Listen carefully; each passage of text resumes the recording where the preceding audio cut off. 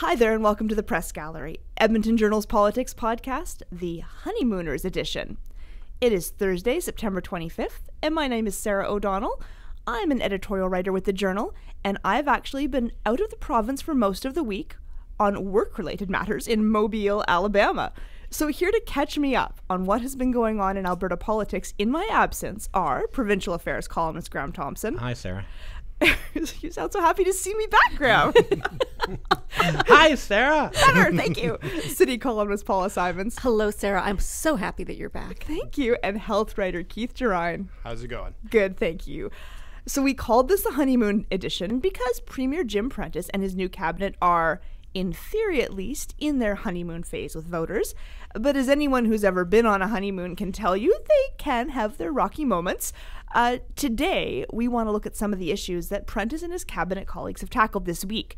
So we'll look at Alberta's new health minister, Stephen Mandel, and how he's handled his first few days with this difficult file.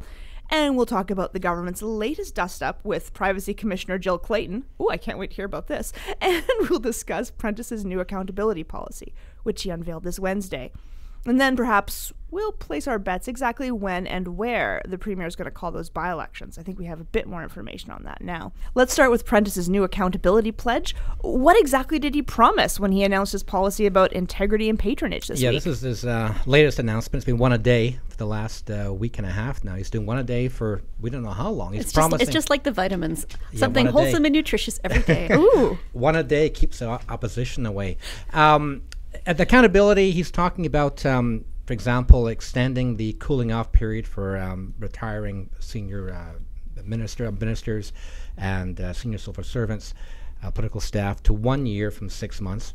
There'll be no government work for lobbyists. There'll be no sweetheart deals and no sweetheart severance packages that we saw under Redford. Stephen Mandel, Edmonton's mayor, has had what sounds like, from just the quick looks I've had on my cell phone, trying not to rack up data charges, but it looks like he's had a busy first week as health minister. Can you tell us what he's had put on his to-do list? Well, there's a lot on his to-do list. His first week, I think, was a very typical Mandelian first week. It's a big file he's inherited, but he seems pretty confident, not overwhelmed at this point. Seems his jovial self. That may change in the weeks ahead.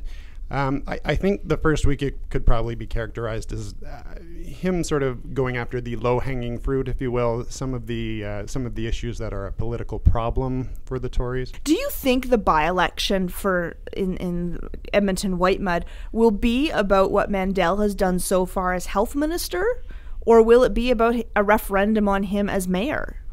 I think it's more likely to be about his reputation as mayor, because I don't know that he will have done that much in health.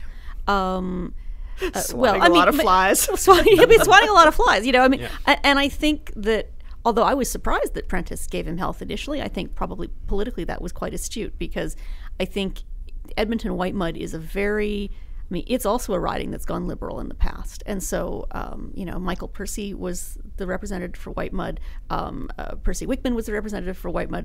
So I think Mandel, as a social progressive who talks a lot about public health care, should be fine in Whitemud.